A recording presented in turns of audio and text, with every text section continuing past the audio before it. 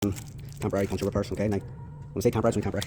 So you also have a rasp that comes with it, but I like to buy the modified one, which is this because it has a bit of a better grip for your hand. Okay.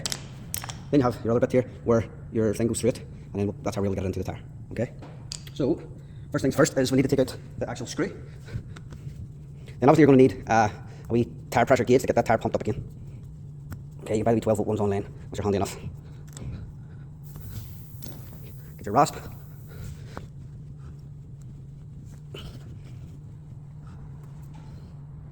So as you can see, I am making this hole bigger, just rasping it in and out.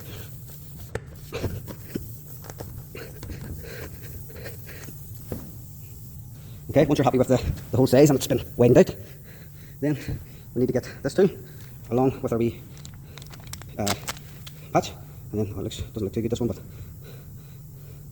this needs to go inside here. Okay, once we've got it like this, we'll then bring it down this way and just put this inside the tire.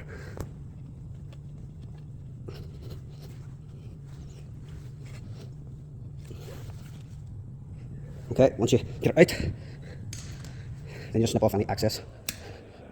Okay, now that one's a bit difficult to get in.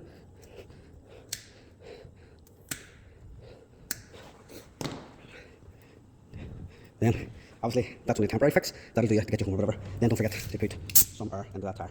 So, hopefully this helps. Try and get one of these, pretty handy. Or if you're out in the wilderness or somewhere far, whatever.